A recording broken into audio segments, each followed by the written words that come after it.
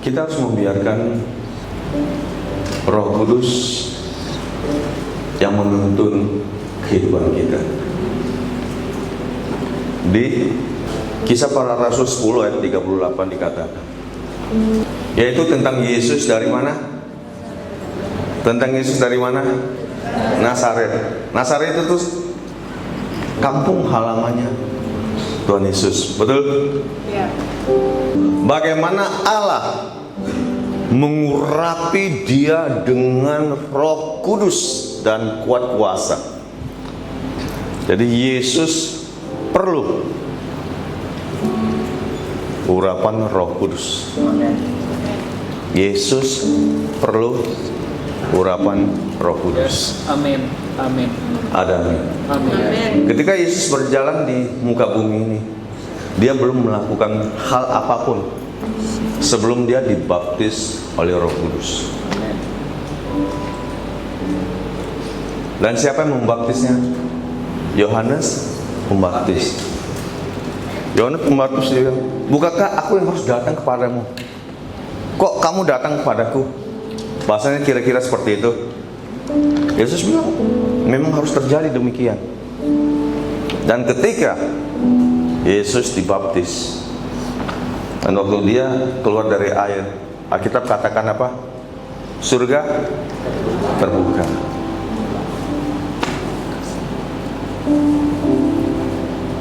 Dan Roh Kudus turun atas kehidupan Yesus. Ada amin. Roh Kudus yang sama yang ketika saudara terima Yesus, Roh Kudus turun dan tinggal di dalam hati kita.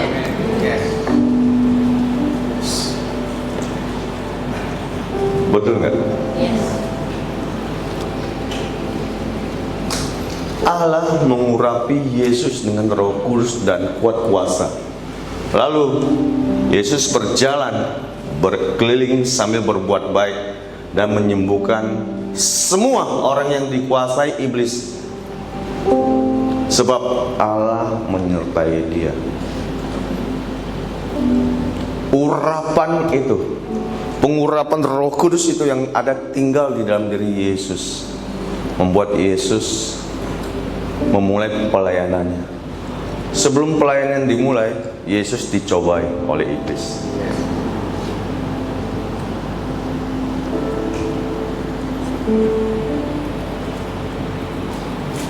Dalam hidup kita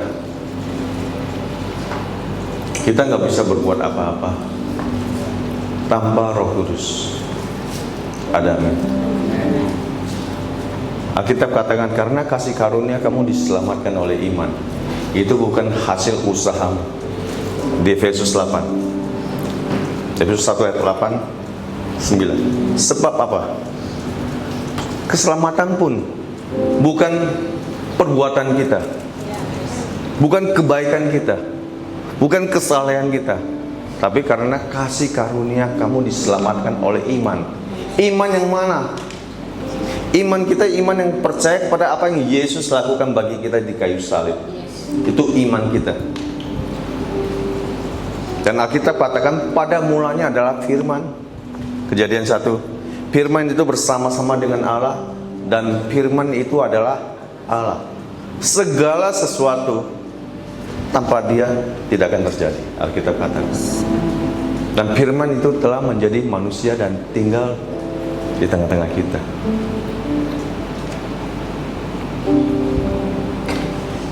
Roh Kudus tinggal di dalam diri kita. Alkitab katakan di Kisah Para Rasul 1 ayat, kamu akan menerima kuasa. Kisah Para Rasul 1 ayat 8, kamu akan menerima kuasa kalau Roh Kudus turun ke atasmu.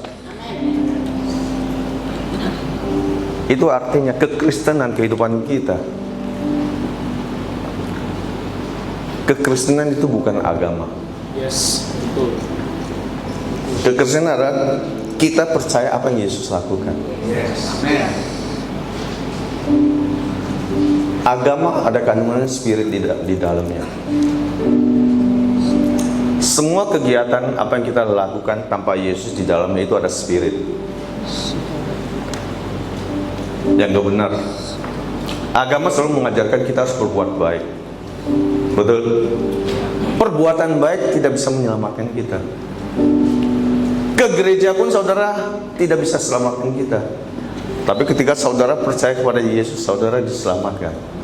Amin. Itu artinya kita butuh keselamatan itu. Ada amin.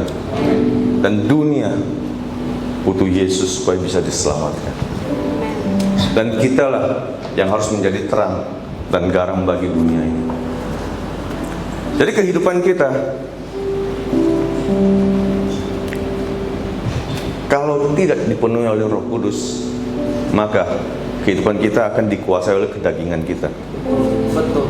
Hidup kita hanya dua, hidup oleh roh atau hidup oleh daging. Nggak ada yang di tengah-tengah. Nggak ada. Saudara tidak memilih pun itu satu pilihan. Jadi ketika kita ke gereja, kita harus tahu saudara datang ke gereja untuk apa. Sekarang saya tanya, Bapak Ibu ke gereja buat apa?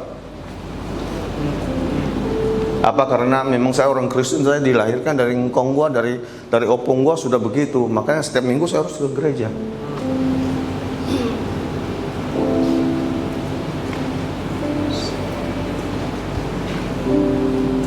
Apa tujuan kita ke gereja?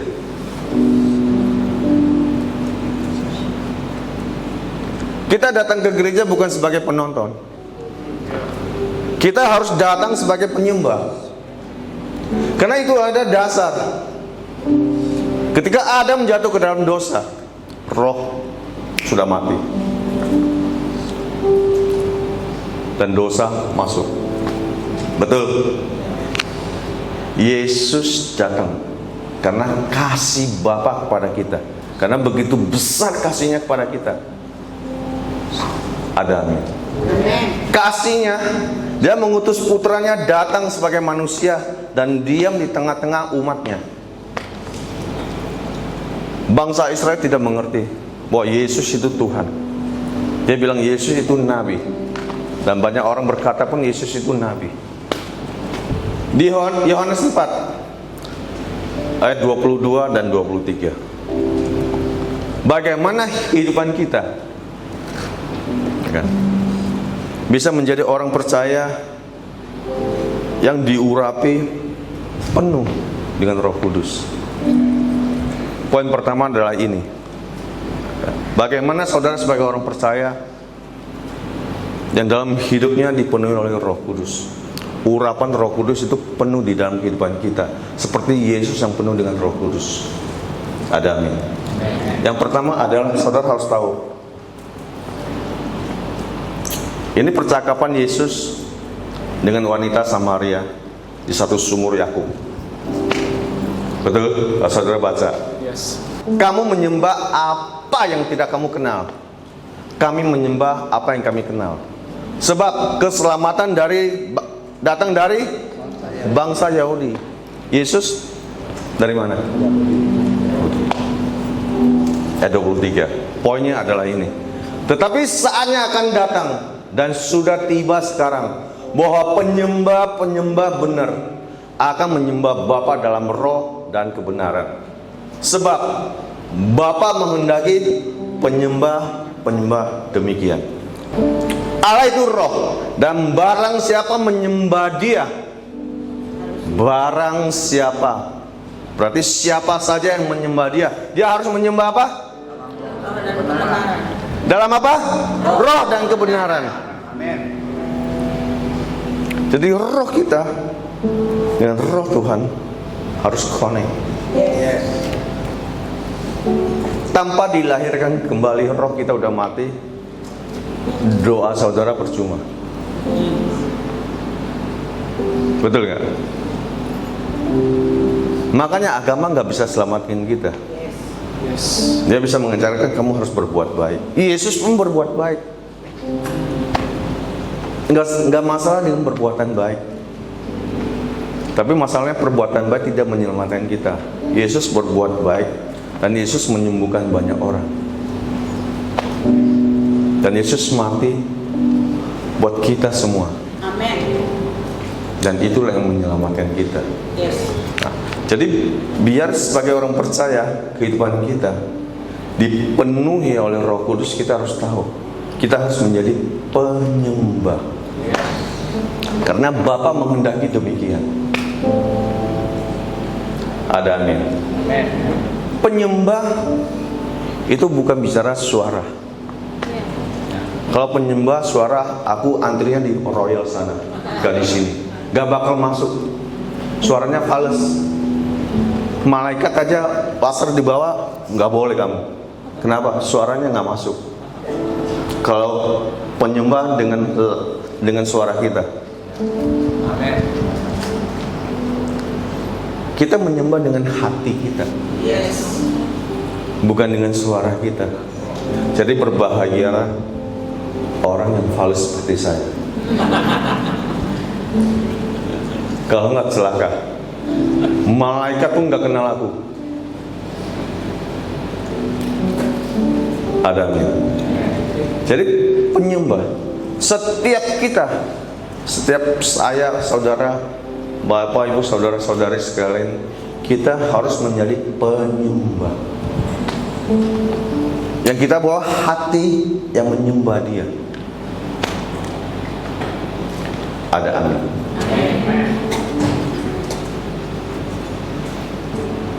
Jadi penyembah yang hidup adalah menyembah dengan segenap hati, dengan segenap jiwa, dengan segenap kekuatan. Akhirnya roh kita jadi hidup. Kalau kita membangun pribadi kita sebagai penyembah,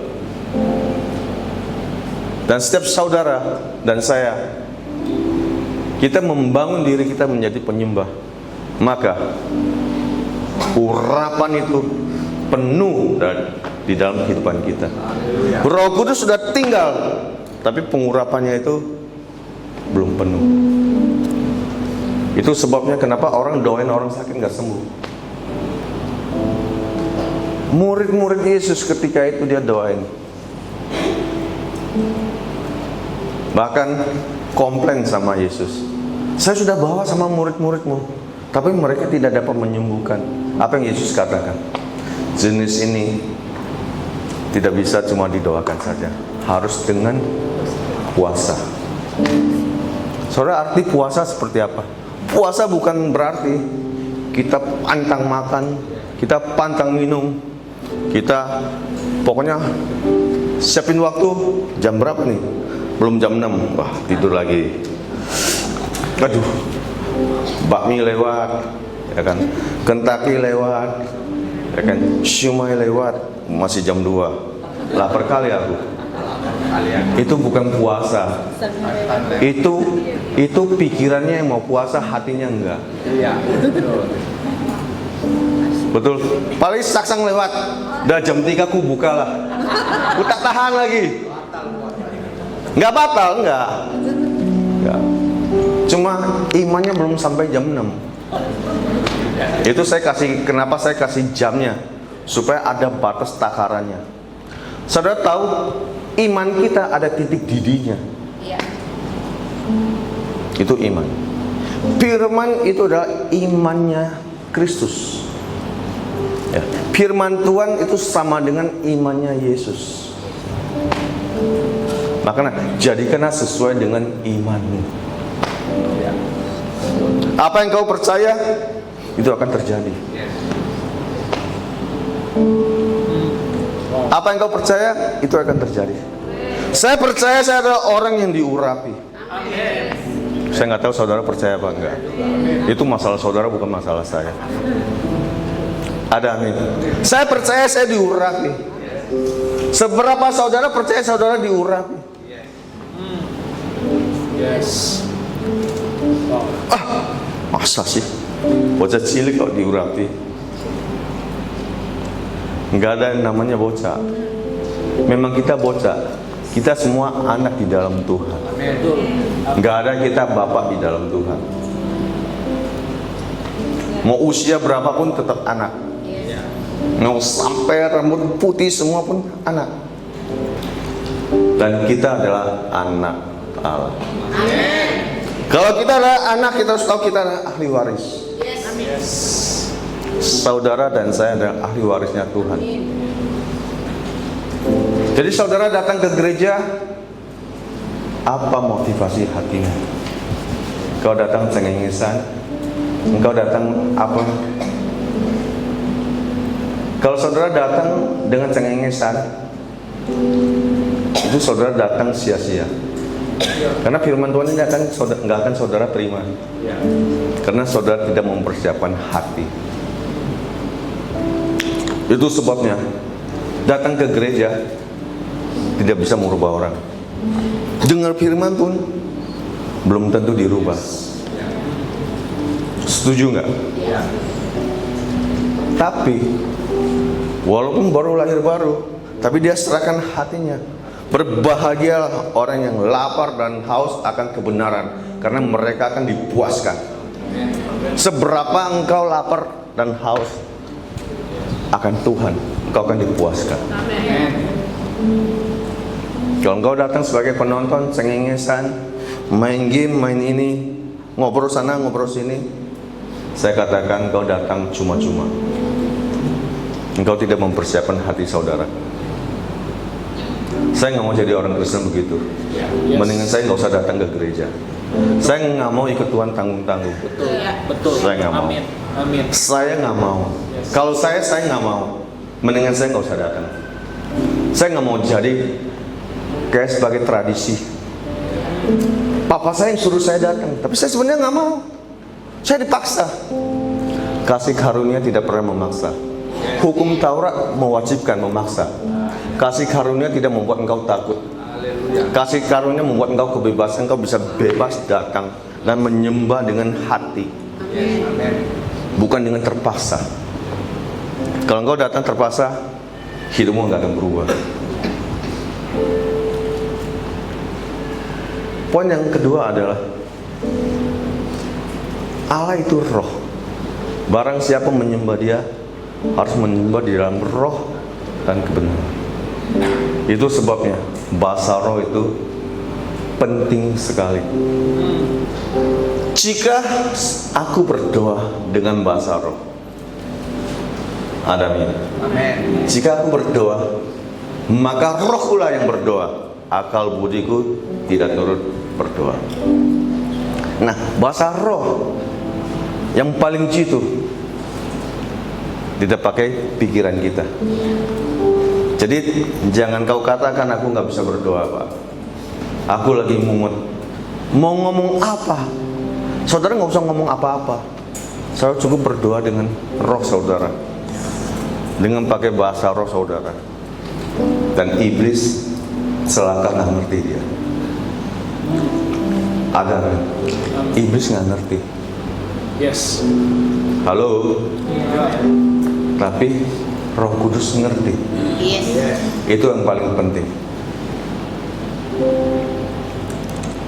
Jadi bahasa roh itu membangun diri saya sendiri. Masing-masing kita berbahasa roh, kita tidak membangun orang lain. Alkitab kata, kita membangun diri kita. Ada amin. Jadi makanya kenapa kita waktu kita menyembah, ya kan? Kita bermazmur, kita berdoa, dan kita berdoa pakai bahasa roh juga. Kita membangun roh kita. Kalau saudara tiap hari membangun roh saudara, saudara penuh nggak? Saudara penuh nggak? Saudara penuh nggak? Penuh. Jadi kapan saudara keluar dari hadirat Tuhan? Kalau saudara berbahasa roh terus menerus. Ada orang tanya saya, gimana saya mau dipakai Tuhan, diurapi, saya doain orang sembuh. Nggak ada yang lain, nggak ada jurus yang lain. Jurus adalah saudara menyembah dia setiap hari, dan saudara gunakan bahasa roh saudara setiap hari. Itu akan membakar roh saudara. ketika Roh Kudus turun atas diri saudara, tanda inilah yang akan menyertai. Itu sebabnya Yesus berkeliling sambil berbuat baik, mengusir setan, dan menyembuhkan banyak orang. Hadirat Tuhan, kuasa Tuhan, urapan Tuhan yang bekerja di dalam setiap diri kita. Saudara sadar, saudara nggak sadar, saudara rasakan, saudara tidak rasakan, tapi itu ada dan tinggal di dalam diri saudara. Amin. Amin. Hanya masalah saudara peka dengan dia apa tidak. Yes. Allah itu roh. Barang siapa menyembah dia harus menyembah di dalam roh dan kebenaran. Tadi saya bilang, ketika roh kita connect dengan roh Tuhan, itu membuat pengurapan kita itu penuh. Ada. Amin. Kalau pengurapan kita penuh, kuasa itu yang bekerja dengan sendirinya. Itu kasih karunia yang Tuhan berikan kepada setiap kita anak-anaknya. Kepada setiap kita anak-anaknya. Siapa anak Tuhan di sini? Berarti engkau dapat bagian itu. Setiap kita.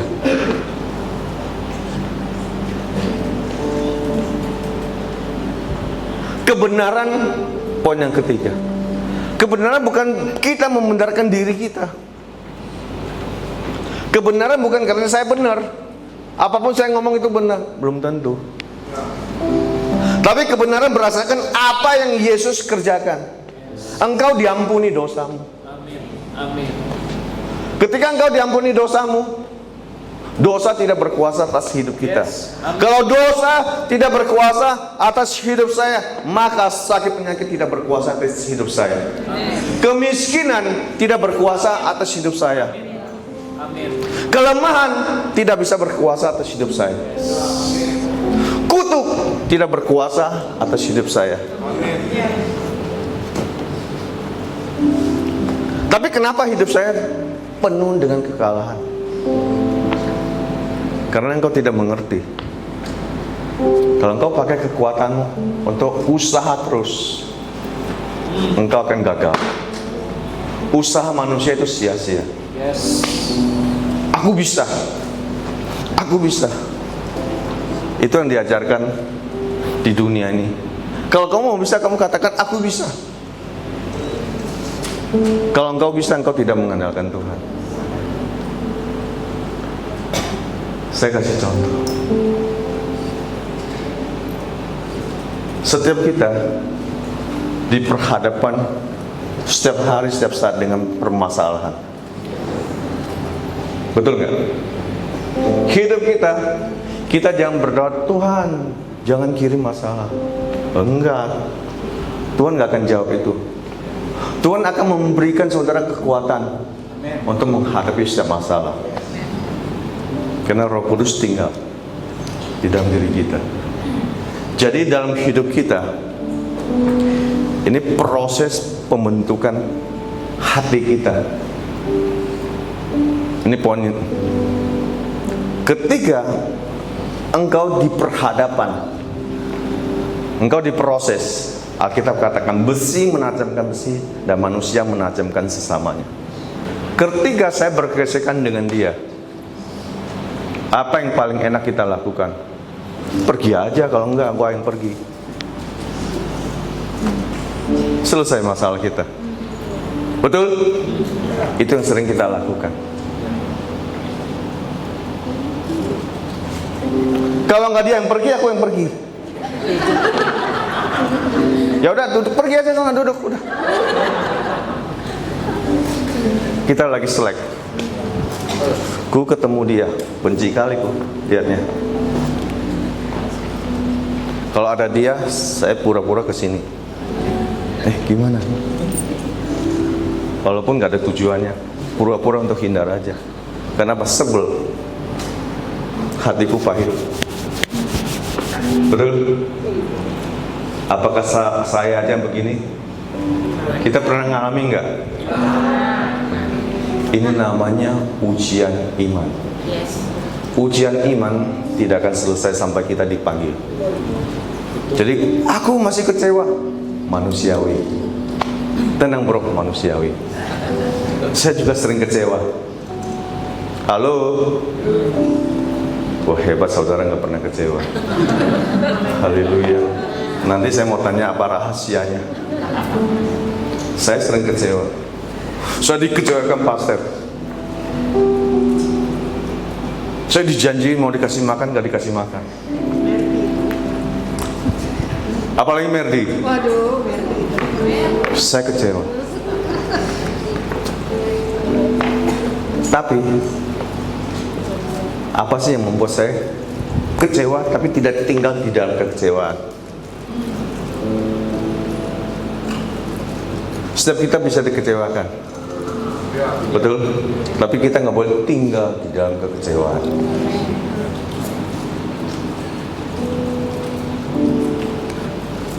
Saya dikecewakan, saya difitnah, saya nggak disukai, saya diomongin di belakang. Pokoknya semua saya kayak saya jadi korban terus. Pernah rasakan itu? Pokoknya mau bener pun nggak akan bener. Nggak bisa bener. Aku kecewa banget. Bagaimana supaya saya bisa pulih? Nah ini poinnya. Saya harus bisa tetap berkata, Tuhan Engkau baik. Walaupun keadaanku tidak baik-baik saja. Aku berantem sama istriku kemarin. Aku marah sama anakku. Aku marah sama tetanggaku karena anjingnya gonggong terus. Lama-lama gua sembelih juga. Aku kecewa. Tapi aku bisa berkata, Tuhan Engkau baik. Dan aku bisa tetap menyembah Dia. Haleluya. Haleluya. Itulah yang akan menyembuhkan kita. Dia nggak bisa sembuhin saya. Manusia hanya bisa menyakiti kita. Mau bentuk, suku, kelas, elit, sedang, rendah, jabatan, nggak ada jabatan, dia mengecewakan. Nggak ada yang setuju dengan saya. Iya. Papa mamamu pernah kecewain kamu? Sama berarti kita. Sama. Mamamu pernah kecewain kamu? Papamu? Pernah. Gak apa, jangan lihat ke situ. Kokomu? Wah, apalagi itu. Kalau aku kecewa, memang kokomu seperti itu. Dia itu, waduh kurang ajar banget. Kalau di depan baik-baik, di belakang enggak, Net. Kita partner. Partner kecewa. Cocok. Ku kali ini sama dia. Sama, kita bertiga satu komsel. Koinsan lewat. Tuh orangnya itu. Dari dulu sekarang dan selamanya nggak pernah berubah. Kita kan tandain dia, ku tandain kau. Itu ciri-cirinya. Nah, Alkitab katakan Allah turut bekerja dalam segala hal untuk mendatangkan kebaikan kepada setiap kita yang mengasihi Dia. Berarti kita harus percaya orang seperti ini nih, ya, mengecewakan kita, itu Allah turut bekerja loh di dalam dia. Betul nggak? Nah, setelah kita ngerti, kita harus mengucap syukur dan berterima kasih kepada Dia. Karena gara-gara Dia, hati kita dibentuk. Ketika kita bertiga berdoa, Tuhan kita ampuni Koinsan. Padahal dia nggak tahu apa-apa. Kita nangis-nangis, waduh berat. Ketemu dia, lebih parah lagi, nggak berubah. Kita kumpul lagi, kita berdoa, Tuhan ampuni dia. Dia lagi tambah sebel. Tuhan aku menyerah Tuhan. Aku nggak sanggup. Sampai harus di titik itu, saudara. Yes. Amin. Betul. Aku berusaha mengampuni dia kok. Gagal, saudara. Dijamin 1000%. Kalau saya berusaha mengampuni, nggak bisa. Dengan usaha kita akan capek. Halo. Tapi kita harus berserah. Tuhan, kami sudah berdoa Tuhan. Puasa pula Tuhan. Ngelihat dia tambah sebel Tuhan. Gimana ini Tuhan? Aku menyerah Tuhan. Yuk kita berserah aja.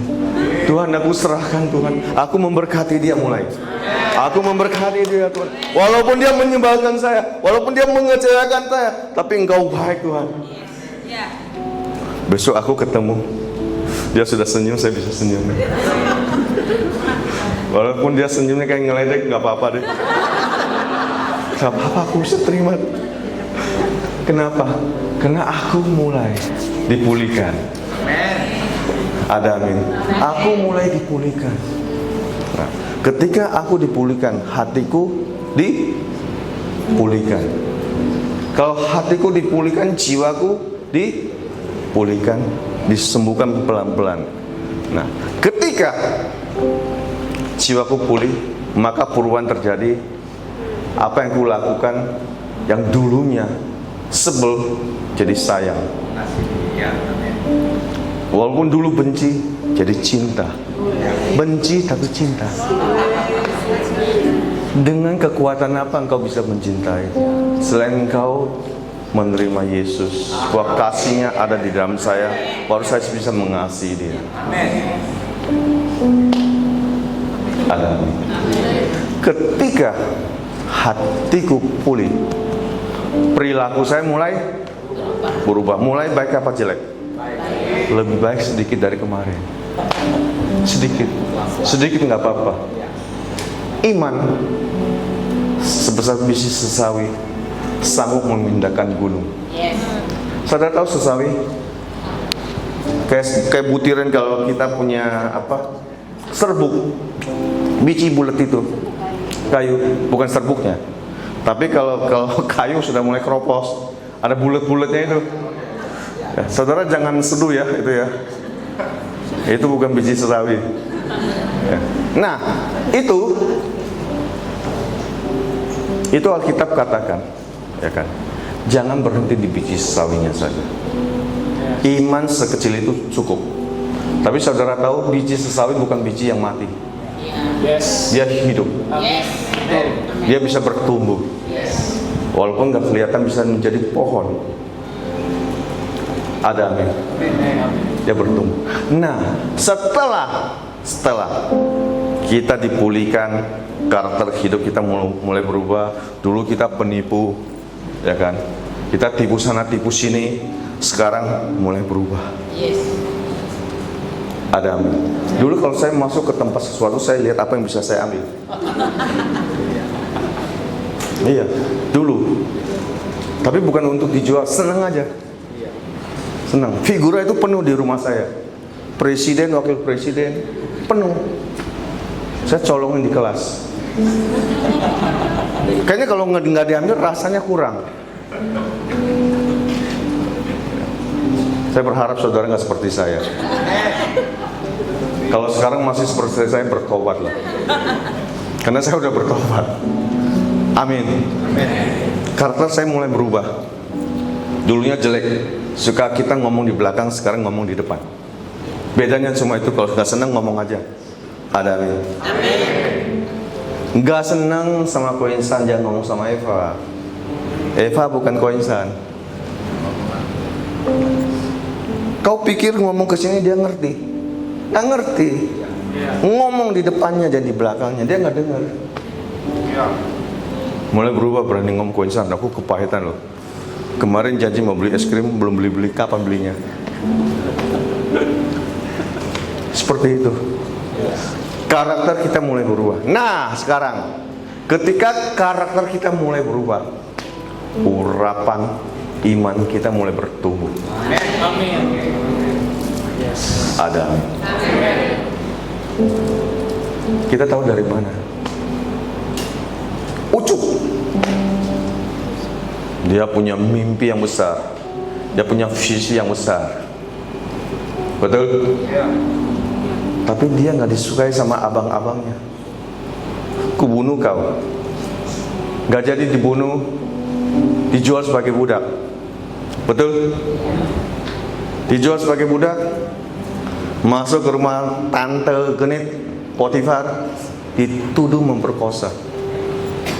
Saudara bisa bayangin nggak? Dibenci sama abang-abangnya, dibuang dan dijual sebagai budak. Sebagai budak pun masih dituduh, saking gantengnya Yusuf. Istri Potifar itu cantik loh pasti, betul? Dituduh memperkosa. Sudah begitu dipenjarakan, saudara pikir dia punya masa depan? Tapi Alkitab katakan Tuhan menyertai Yusuf. Ada Tuhan menyertai Yusuf. Ketika hidup kita ada penyertaan Tuhan, walaupun kondisi kita seperti apapun, kita dibentuk. Itu membuat hati Yusuf dimurnikan. Dan ketiga, dia bisa menafsirkan mimpi, dia diangkat menjadi orang yang nomor 2 di Mesir setelah raja. Kalau Yusuf hatinya tidak diubahkan oleh Tuhan, dia akan jadi pembunuh. Abang-abangnya ketakutan, bapak kita mati nih nanti, gimana dengan kita? Kamu sih suruh dibilang jangan dijual, jangan diapa-apain, gara-gara kamu. Mereka udah ketakutan bentar. Tapi apa yang Yusuf katakan? Bukan engkau yang mengirim aku, tapi Tuhan. Karena Tuhan punya rencana untuk menyelamatkan bangsa Israel. Amin. Allah turut bekerja dalam segala hal untuk mendatangkan kebaikan setiap kita yang mengasihi Dia. Setiap proses harus saudara hadapi, harus saudara lewati. Tanpa proses, hati kita nggak akan murni. Nggak akan murni. Tanpa gesekan, hati kita nggak akan murni. Janji nggak ditepati, bencinya berbulan-bulan. Itu namanya imannya nggak bertumbuh. Ada amin. Saudara cek hati saudara. Saudara kalau dikhianati, saudara dilupakan, berapa lama saudara bertahan? Itulah iman saudara. Dan Yesus berdoa bagi Petrus supaya imannya tidak gugur. Itu artinya iman kita bisa gagal. Di dalam prosesnya ini banyak anak-anak Tuhan gagal maning, dan gagal maning. Karena apa? Ketika aku bergesekan sama dia, lu mau pergi apa gue yang pergi? Kan begitu? Betul nggak? Apa kita pakai topeng, pura-pura nggak ada apa-apa? Tapi kalau ketemu diem, kalau apa-apa mulai diem. Iblis bisa memakai berbagai macam cara untuk menipu kita. Kalau hati kita bermasalah, maka hidup kita bermasalah. Kalau hidup kita bermasalah, kita akan kehilangan berkat. Walaupun kita adalah orang-orang yang telah diberkati. Salah satu adalah kekecewaan itu mendatangkan sakit penyakit. Itu sebabnya kita harus datang setiap hari di hadapan Dia, menyembah Dia. Di dalam pujian penyembahan ada satu kehidupan mengalir. Kita yang berdarah-darah hati kita, pelan-pelan setiap hari Tuhan bersihkan satu-satu. Tuhan memurnikan hati kita satu-satu. Sampai ada waktunya Tuhan akan angkat saudara, dan saudara akan terbang seperti Raja Wali. Amin. Ada amin. Jangan ragu, tepuk tangannya buat Tuhan. Jangan ragu buat Tuhan kita. hal yang terakhir, Yesus diurapi dengan Roh Kudus dan kuat kuasa. Dia berjalan berkeliling sambil berbuat baik dan menyembuhkan semua orang yang dikuasai iblis, sebab Allah menyertai dia. Demikianlah setiap kita harus aktif berjalan dan berkeliling. Ada berjalan dan berkeliling sambil berbuat baik, sambil menginjilin. Tuhan itu baik. Yes. Itu yang membuat urapan kita akan bertumbuh. Salah satu yang membuat urapan kita bertumbuh karena kita melayani. Kalau saya tidak bergerak, Roh Kudus nggak bisa bergerak. Kalau saya tidak berjalan, Tuhan nggak bisa bekerja. Karena Tuhan butuh kita jadi partnernya. Bapak, Ibu, Saudara, kita ada partner, kita ada kawan sekerjanya Tuhan. Kita butuh Dia. Saudara mau dipakai Tuhan? Caranya seperti itu. Gak ada cara yang lain. Kemarin saya di Taiwan, 4 minggu yang lalu. Ini minggu yang kelima. Saya ditanya sama satu jemaat, Pastor, apa pesan Tuhan? Saya bilang, pesan Tuhan itu di Taiwan itu semakin peka. Saya bilang, waktu saya di pesawat Tuhan udah bicara sama saya apa yang harus saya katakan. Rahasianya apa? Saya bilang, saya udah ada di setengahnya surga. Bercanda. Saya bilang enggak bercanda. Saya udah di tengah surga, setengahnya. Kan surga ada di atas kan? Saya di ketinggian segini. Bisa aja. Saya bilang, enggak ada rahasia lain. Kau naik pesawat mau neces setinggi langit pun enggak akan ketemu kalau engkau enggak pernah nyembah Dia. Halo. Ada amin. Amin. Ketika kita datang kepada Dia, setiap hari kita tinggal di dalam Dia, maka pengurapan Tuhan itu penuh atas hidup kita. Sakit penyakit akan rontok dengan sendirinya. Encok, asam urat, kolesterol. Kalau menyembah Tuhan begini, kolesterolnya nggak hilang, men. Karena lemak saudara tidak begini, dibakar. Halo? Halo? Ada amin? Itu sebabnya kita kata, pujilah hai jiwaku, pujilah Dia dengan segenap hati, dengan segenap kekuatan. Kalau begini kayak kucing garong, apalagi gini. Halo? Itu bukan menyembah, itu manggil.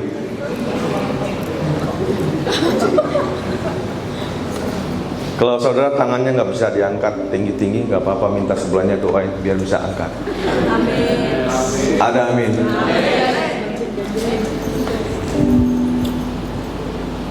Persiapannya diri kita.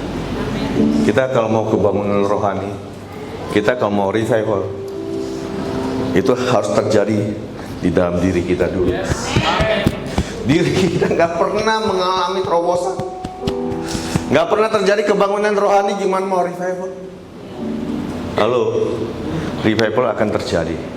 Dan saya melihat ketika kita semua membangun diri kita masing-masing di rumah, kita membangun diri kita, maka hadirat Tuhan itu ada. Saya kemarin ada yang ngomong sama saya, Pak, di gang sana aja belum masuk hadirat udah kerasa. Halo. Itu jemaat kita masih berdarah-darah, betul? Masih kepahitan, masih kecewa.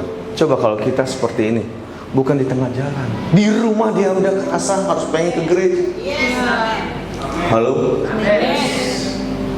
Ada amin. Dia nggak nahan. Pura-pura sakit, nggak bisa bangun, dia akan bangun dengan sendirinya. Karena dia tahu dia datang untuk menyembah Tuhan Allah yang besar, Allah yang hidup di dalam dirinya, dan Allah sanggup. Itu sebabnya ketika kita mempersiapkan hati kita dengan benar, dengan baik, Roh Kudus yang sama yang akan bekerja penuh atas dirimu dan diriku. Jika kita hidup dipenuhi oleh Roh Kudus, maka pengurapan itu sendiri bekerja.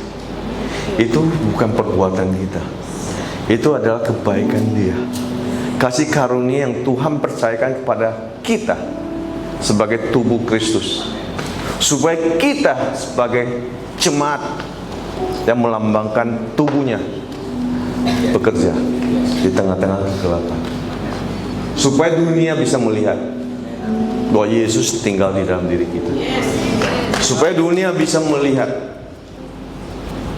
kuasa itu bekerja di dalam hidup kita. Kehidupan kita tanpa Roh Kudus, kita nggak bisa berbuat apa-apa. Pengurapan yang sama, bukan karena saya hebat. Apa yang bisa saya lakukan, Bapak Ibu bisa lakukan. Pengurapan yang sama, Roh Kudus yang sama, yang bekerja di dalam diri Yesus, bekerja di dalam diri saya, dan bekerja di dalam diri saudara. Roh yang sama yang bekerja, dan akan terus bekerja. Berbahagialah orang yang lapar dan haus akan kebenaran, karena mereka akan dipuaskan. Jika Bapak Ibu pada hari firman ini berbicara kepada saudara, Tuhan, saya mau dipakai. Bukan saudara bisa. Yesus nggak tanya saudara bisa apa enggak. Ketika Yesus bertemu dengan Petrus yang tidak berpendidikan, yang tidak pernah sekolah teologi, Tuhan bisa pakai dia. Kenapa pertanyaannya itu?